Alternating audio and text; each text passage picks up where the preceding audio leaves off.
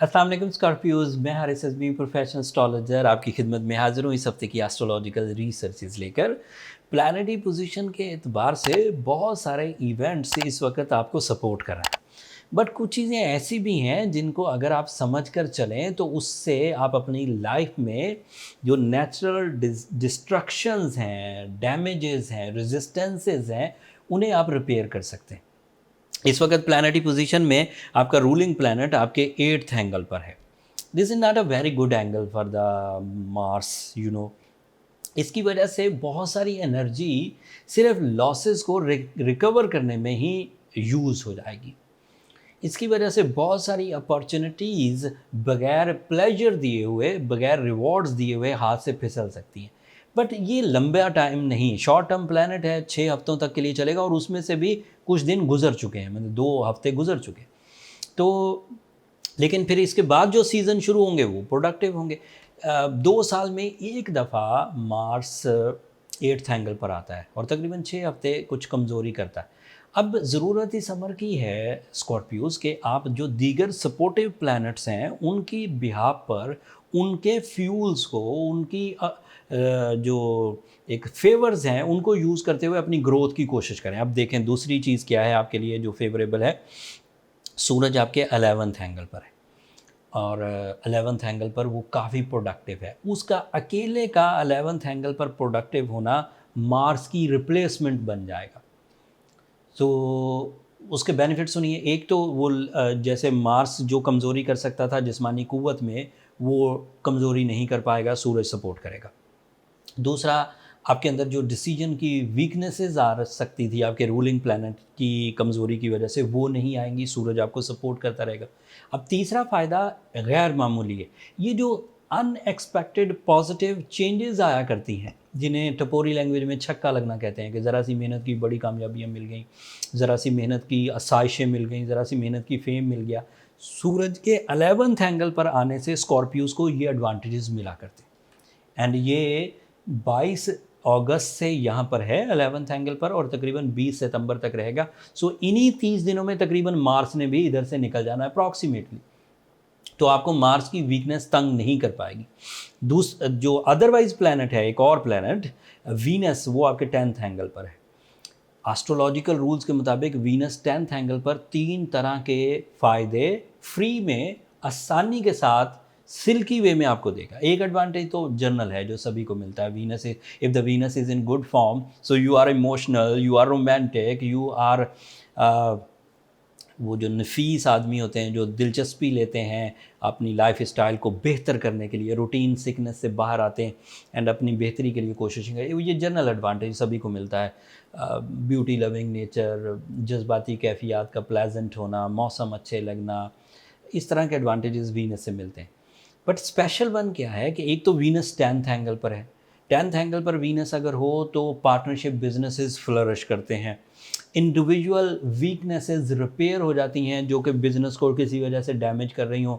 जैसे दिलचस्पी ना हो, ये बिज़नेस को डैमेज कर सकती है, लेकिन जब वीनस आएगा 10th एंगल में आपकी दिलचस्पी बढ़ेगी अपने काम की तरफ, उसकी बारीकियों को समझने में, उसकी उसकी कमज़ोरियों को दूर करने में, उसके रास्ते की प्रॉब्लम्स को रिपेयर करने में वीनस आपको मदद देगा।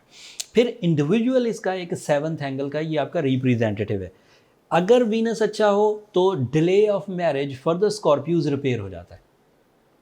कोई बहन बेटी, कोई लड़का ऐसा हो सकता था ड्यू टू सम रीज़न उसकी शादी लेट होती जा रही थी, ग्राउंड इश्यूज़ की बिना पर, रिसोर्सेज की अवेलेबिलिटी कम होने की बिना पर, प्लान अच्छा ना होने की बिना पर, ये सब रिपेयर हो जाता है। वीनस इतनी ज़्यादा बंदे के अंदर एक कसक या तड़प या इस कम मामले को निपटाने की तरफ तवज्जो दिला देता है कि बंदा बड़ी बड़ी प्रॉब्लम्स को रिजॉल्व करने के हल रिजॉल्व करने की कोशिशें करता है और फिर कर भी जाता है। एंड वीनस का आखिरी फ़ायदा ये है कि वीनस के दौर में किए हुए decisions specially for the relationship successful रहते हैं, नफ़रतें नहीं बनती, सोल जो है वो सोल के साथ मैच करती है एंड उससे जो एडवांटेजेस मिलते हैं वो अलग से। एक और बुरी खबर है आपके लिए, मरकरी फ़िलहाल आपके 12th एंगल पर है। सो दिमाग में फॉग भरे रहना, स्मोकी माइंड जिसे ब्लैंक सा, पता ही नहीं करना क्या है, इस तरह की फीलिंग्स भी आ सकती हैं, but that is the only possibility. सूरज बहुत हद तक रिकवर कर जाएगा।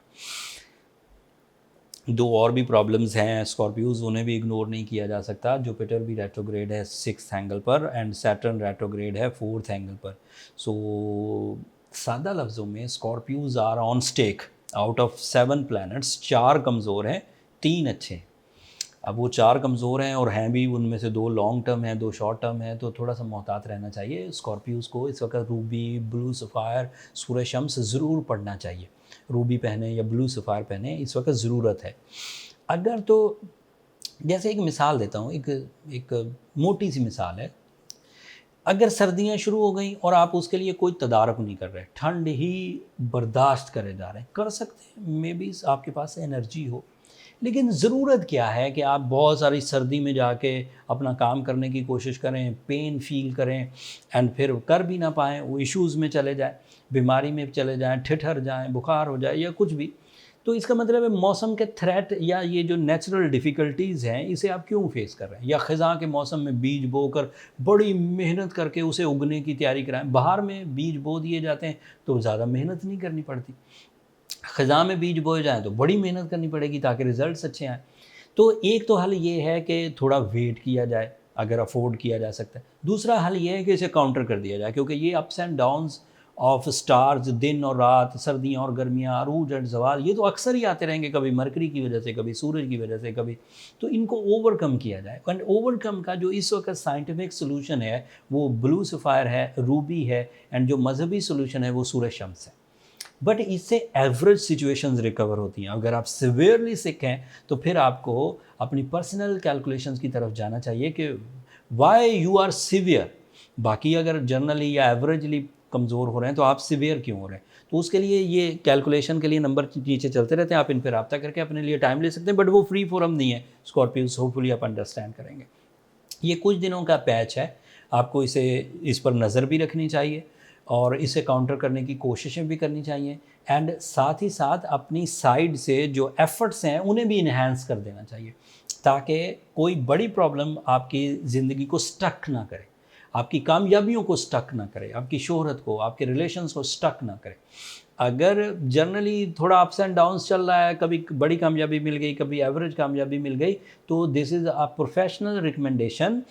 रेट्रोग्रेशन सीजन्स में ये जब सैटर्न, जुपिटर, यूरेनस, ये तीनों लॉन्ग टर्म प्लैनेट प्रॉब्लमैटिक हों, उसमें अगर आप एक एवरेज सी कामयाबी की लाइन पर भी चलते रहें तो ये बड़ी कामयाबी होती है, ये छोटी कामयाबी नहीं होती कि आपने अपनी सलाहियतों पर डिपेंड करते हुए नो फेवर ऑफ टाइम, लेकिन उसके बावजूद आप कामयाब रहे, तो that means you prove your self.